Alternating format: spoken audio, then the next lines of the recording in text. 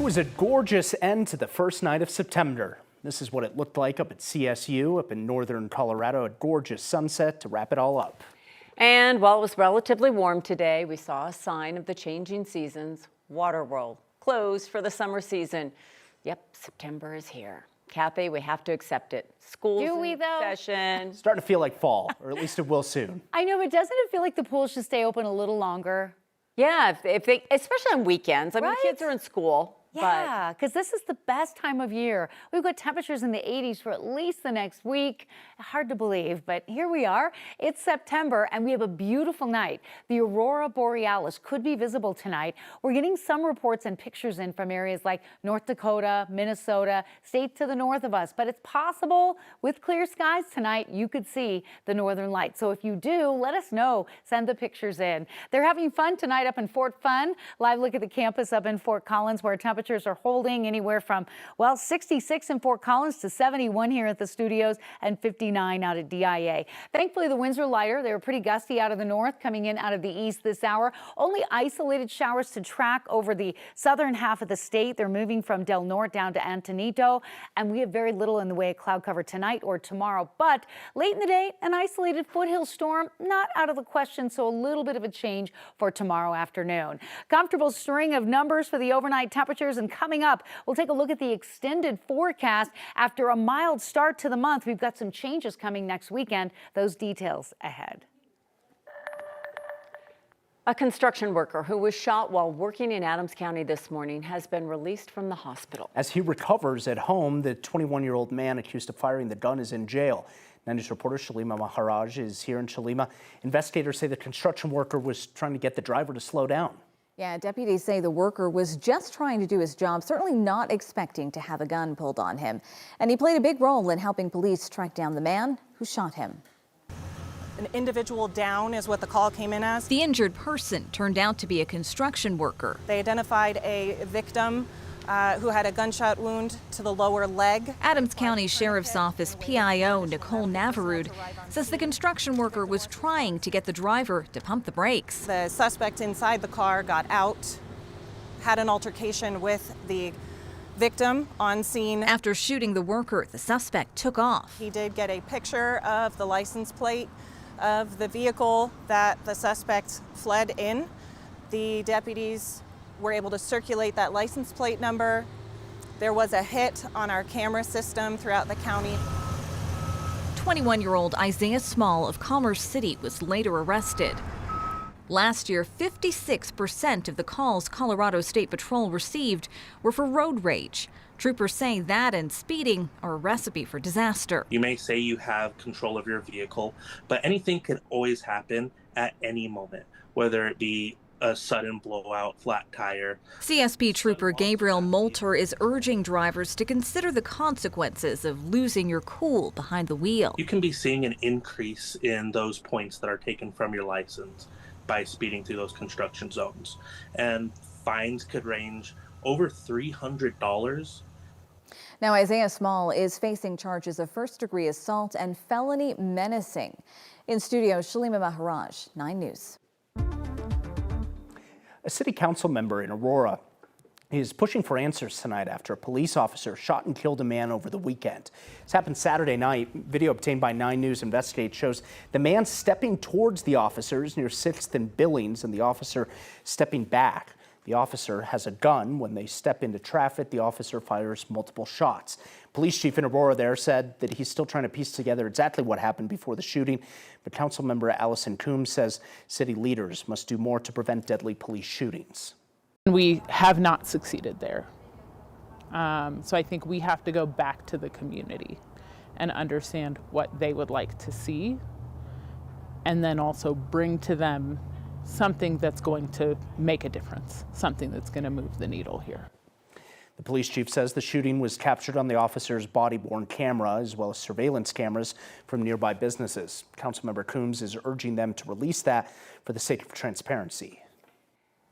The NTSB and FAA are looking into a deadly mid-air crash in northeastern Colorado. The FAA says 2 pilots were trying to land at the Fort Morgan Municipal Airport yesterday when they collided.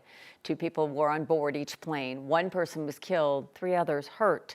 Investigators say there isn't a control tower at the airport. Pilots are supposed to use radio calls to report their positions to each other. Anyone who saw the crash or has surveillance video are asked to contact the NTSB. More children are being diagnosed with autism here in the U.S. Experts credit updated assessment tools and resources for making it easier to identify. 9 News reporter Rachel Krause is here now. And Rachel, that's allowing schools to better help students.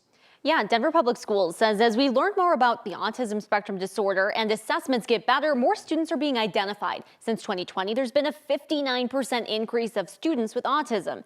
And the spectrum has a big range, so they're expanding resources to meet students where they're at. All right, Alex. Inside West High School. Okay, so 8 minutes, okay?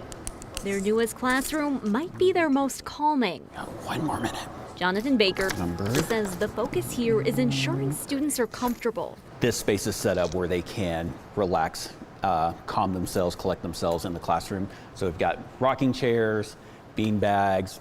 The entire floor is carpeted. As the homeroom teacher for West's new multi-intensive autism classroom, Baker says the room is designed to be calm and open. Games and puzzles can help students stay centered. Paraprofessionals are on hand to help with learning. Yes. Principal Mia Martinez-Lopez says the specialized setting is already helping students. It's just been a really hit the ground running and going with it. There's a big sense of relief that our schools are able to have the supports needed for our students with autism to thrive. Charlie Morrow says changes and improvements in national assessments to identify children with autism spectrum disorder are allowing districts like DPS to better serve autistic students. It's also leading to a significant growth in identifying students with autism. Denver Public Schools, we've seen a significant growth as well, which is why we've opened several new autism centers. This school year, DPS opened up 14 new center-based programs for students with autism, like the one at West. We are trying to focus a little more on the social aspect, so communication, working together. Baker says the work happening here. Check it first. How are we feeling? Are we still blue? Helping kids to grow. Why is that? As students and as people. Because we want to grow students who are walking out of high school, fully formed adults who can navigate spaces with as little assistance as possible. DPS says they expect to open additional autism centers in schools throughout the district in the years to come to ensure students have access to the resources and the tools they need to help them learn. Rachel Krause, 9 News. Colorado is at risk of losing more than $1 million if it doesn't make changes to its sex ed program in the next 2 months. Last week, the U.S. Department of Health and Human Services sent a letter to 46 states, including Colorado, demanding they remove all references to gender ideology in their federally funded sex education initiative called PrEP. If they don't, Colorado stands to lose funding for the program. Inclusive sex education has already been researched, studied, has shown to be factually accurate and supporting health equity. And so to remove that and let youth find whatever they can on the internet will be very damaging and will increase those health inequities. LGBTQ advocacy group One Colorado says they will be looking into the legal ramifications this change may have if Colorado agrees to do it, but they hope that doesn't happen. We reached out to the state's Department of Human Services for a response. They say they are currently evaluating the letter to determine next steps. We also contacted the Office of the Attorney General, and they say they're looking at the letter as well and cannot further comment. Visa delays and policy shifts are fueling a sharp drop in international students, and one university in Colorado is already feeling it. The Association of International Educators projects a 30 to 40% decline nationwide this year. At the University of Denver, enrollment is already down about 25%. Officials there say problems getting to the U.S. are especially severe for students currently in India and China. Experts estimate if projections hold true, Colorado could miss out on about $60 million in revenue. Every time we lose an international student, it is not a lost tuition check, really. It is one less researcher in a lab, one less customer in a coffee shop, one less neighbor. And I hope the U.S. thinks of it in the same way. The University of Denver says a lot of their international students are deferring their acceptances while they wait for their visa appointments right now. More than 1.2 million immigrants disappeared from the U.S. labor force from January through the end of July. That's according to data from the Pew Research Center. That number includes those in the country without proper authorization, as well as those with some form of legal status. The data also shows that there have been the largest decline in the immigrant community due to policy changes and increased ICE removals. As a result, we've seen a 1% overall increase, about 750,000 people who have been removed from the migrant labor force. The city of Aurora is considering increasing a certain court fee. Right now, if you don't show up for a jury trial in Aurora's municipal court and you need an English interpreter, you're charged $35. City Council is talking about increasing that fee to $90. Supporters argue that finding qualified interpreters can be difficult and expensive, and they point out that when someone doesn't show up, they still have to pay for the interpreters who do. During a council work session last week, the City Council decided to move forward with that fee increase, but a couple of council members expressed their opposition, worrying that it could be discriminatory. Interpretation is part of the cost of business, especially in a city with, over 100 languages. Concerned that this is going to just be an impact to our immigrant communities, folks who speak another language. The ordinance will now go before the full council. Not yet clear just when that will be taken up. It looks like voters in Greeley will not get a say in how to fund a plan to build a roughly $1 billion entertainment district up in northern Colorado. It would be home to the future Colorado Eagles, an American Hockey League team currently playing in Loveland. Earlier this year, though, City Council approved a development west of downtown of Greeley that would include that ice arena, a hotel, and a water park. A group filed a petition asking for the plan to go before voters, citing concerns over how it's being funded.